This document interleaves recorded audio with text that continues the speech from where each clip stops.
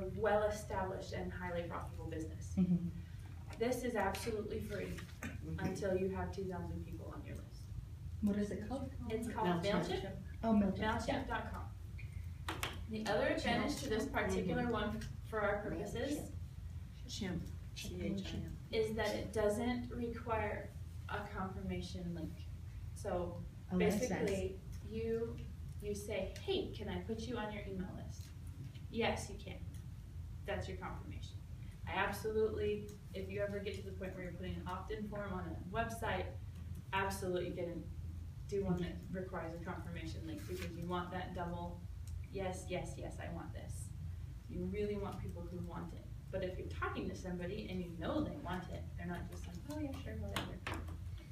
If they know you want in, then you can just put them on there, and then they'll start getting updates. It's easy to set up. There's a big sign up for free button. And no, I don't need a commission for telling you to use the MailChimp. Another good thing about that is that if you do end up with a significant list and you want to email to them, a lot of email accounts, Gmail and Hotmail and those kind of things, you get to a certain number of persons that the email's going to, and it blocks it from going because it thinks it's spam. And MailChimp doesn't, it's created to allow you to mail to mass numbers of That's a people. good point. You get over about 30 recipients, and it's like, junk mail, and it sends it to people's junk mail folders instead of their inbox. That's no good. If you have 200 people, you want to email the same thing at the same time. Going through a server is a lot more helpful because it comes as just to them, just from you. And it's a lot easier. Do you mind, Ashley, if we kind of go around and see what you guys are using?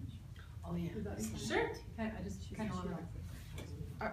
Do you guys have? Do Don't you guys all have a CRM, or do you use MailChimp? Do you use? I started with I started my account with MailChimp, but I'm worried about transferring over to Infusionsoft Reader, so I'm trying to decide if it's worth just jumping into Infusionsoft. Infusionsoft, is that the? It's pretty expensive, it's a bigger one. Yeah, It goes- Infusionsoft is really fabulous. Do you use it now? Infusionsoft is really good. Actually, we were gonna shift over to Infusionsoft, but because we're doing ClickFunnels with Russell Brunson, ClickFunnels, I don't know if you know what that is, but anyway, ClickFunnels, because we're doing ClickFunnels, I guess we actually don't need Infusionsoft. So Okay. so it is an amazing. ClickFunnels is amazing. It's pretty robust. Way. But if you think about it, here's MailChimp, here's Infusionsoft. It really behooves Infusionsoft to make it really easy to move your list. They do. So they have, No, they have, I don't know if you do. I don't know if they do or not, but that might be something worth looking into. Because when I moved from MailChimp to Aweber, it was just like a step Okay. above. It was just click here if you It was really use easy. Download your MailChimp, list. and it just kind of. Oh, And so that's your that's other interesting. subscribers didn't have any idea that you were shifting.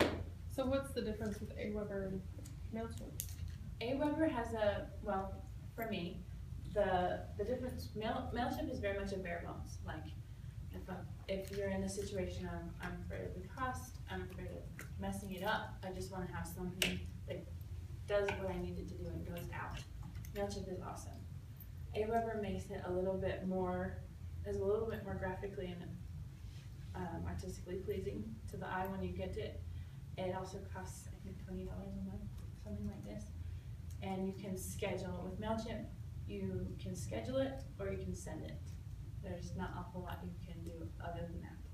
With Aweber, you can send to this group, and you can send this at different times, and you can schedule multiple emails at the same time and have it And automatically. Aweber is like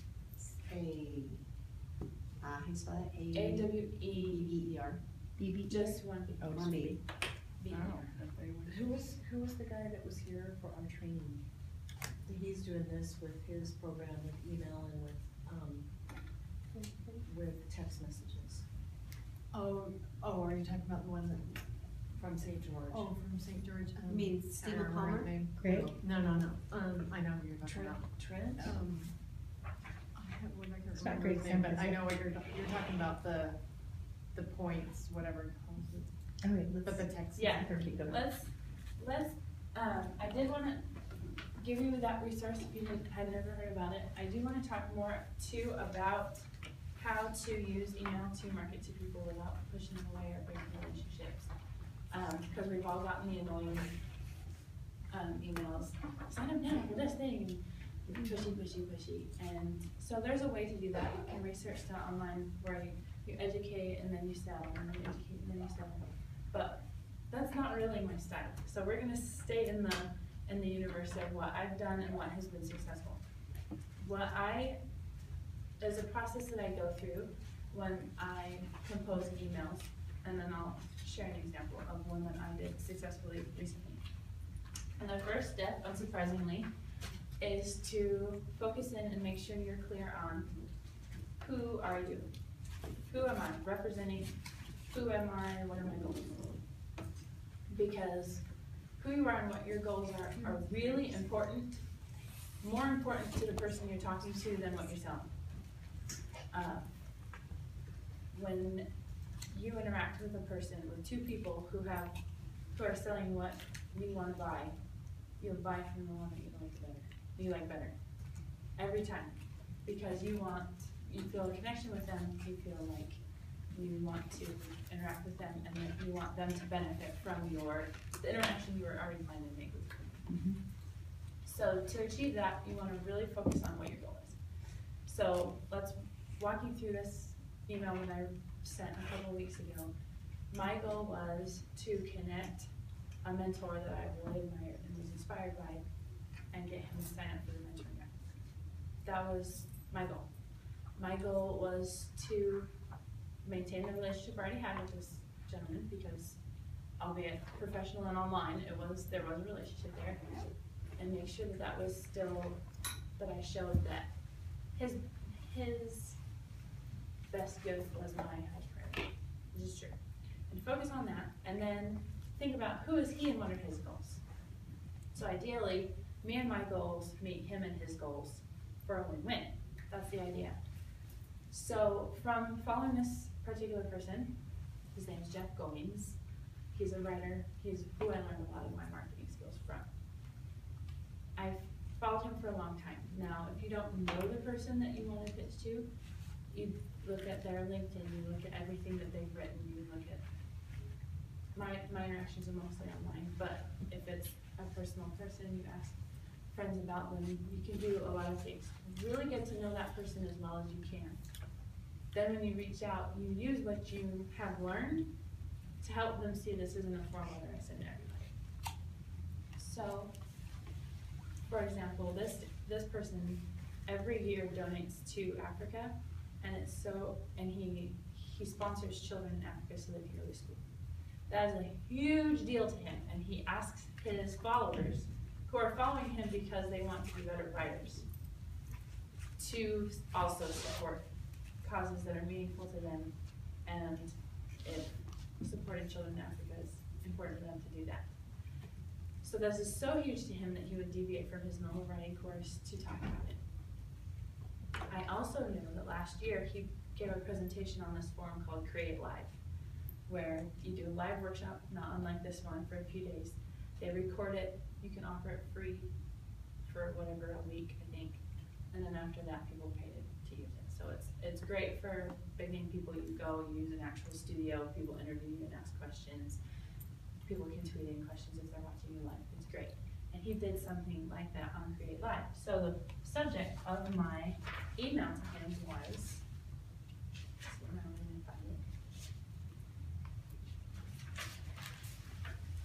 a Create Live that serves Africans, with a question mark. Because that subject line is probably the most important line in the entire email. You want them to know this is worth my time, I want to learn something about this, I want to open it. It's provocative, it's interesting, and it shows all in those few words, this person actually cares about what I care about, and I want to learn more. A Create Live that serves Africans. Could that be? And what I said in the email, which you can see is broken up into little blocks, because if you see a block of text, you're not going to read it at all when you're busy and half your day is consumed with answering emails. So, this is the email. Hello Jeff, I have followed you now for over a year and I'm touched by your generosity and love for people. The training you offer on the Tribe Riders course I signed up for is meaningful, productive, and useful for me. That's why I thought of you when I learned about the Campus Creators Mentoring.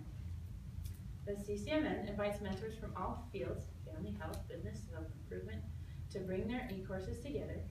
It costs nothing to submit material in a way that creates a synergy in the network of each professional for the benefit of all. And for every person who joins the network so they can take these e-courses, a membership is donated to a person in need in other countries who need that kind of mentorship. And then I gave him a link for where mentors can sign up. Who knows, maybe you can help them identify countries and people who need that kind of help. For my interactions with Strongwood, that's something they'd be totally open to. So I wasn't just blindly throwing that out. It seemed like it would fit. Could I share more with you about this? I would love to see some of your books and courses on the network so more people know who you are and can benefit from what you know. Thank you for your time. I hope to talk to you more soon. Easy, short, simple, in tiny little paragraphs. Made it perfectly clear what I knew and gave him links to find out more. I don't know how many of you were here for Shared Trees workshop about the BAKE system, the personality system, where you approach somebody from where they are. That's where more simple way of saying it for me was just who are they and what are their goals? What are they and how do they work? So I knew that this gentleman was a nurturer, he also is a knowledge person. Very close second. So I wanted to give him lots of information, but not here, back where he could look into it himself.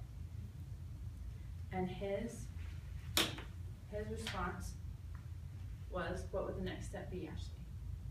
That was it. That's amazing. He answered my email. I was so excited. I was literally dancing around the house. I was like, he answered me! And if that was all that happened, I gave him value. The response came back. That connection was made. Now, I answered his question clearly, and that email took me like 2 hours at least to write. This takes time. When you get the finished product, it takes a lot of time to make an email that short with so much information in it. But that connection was made, and that was the most important thing to me. Like, it was successful. That email achieved its goal to me, to connect my person and my goals with his person and his goals. So, yes. Quick comment. I mean, and when sending something out to people, because I just recently had the same experience with a New York Times bestselling author that we actually met recently and got through to him and about the network and all that. But more often than not, they have a go-between person that you have to. Because if they get a lot of email, they have somebody that just kind of reviews their emails, and you're not always lucky to get through to them. That they just go, oh, and then they answer, well, he's really busy. So it's the key thing is trying to figure out how to go through that. The gatekeeper. Right. Well, the thing is, if you could pass through the gatekeeper, because that came directly from him. Yeah. So it was important enough for them to say, hey, you should look at that. Yeah. You should look at this email. And so I knew that was successful. So he was actually talking to Stronger. I don't know what's happening, but he is in correspondence, and it was a super exciting. I mean, I have it here if anybody wanted to review the whole thing. I would love a copy. Yeah, I don't know what kind of time we had. I wanted to give that experience with examples and talk about how we use sticker and out so we can do amazing things. I have a checklist post that I wrote to say what I'm doing to make sure I covered everything. So harness the power of the inbox to expand your influence and grow the pie. We talked about that. Research, compose, and present your message for maximum impact. And I love words. I love English. It's easy for me to write things. Just because it's not easy for you to write things and you don't sound amazing when you're done, according to you, because we're our own worst critics, doesn't mean you can't do this successfully. Because it's really, the connection is the most important thing. The delivery, sure, it's important. But we're not in high school English class anymore. The most important thing is that you have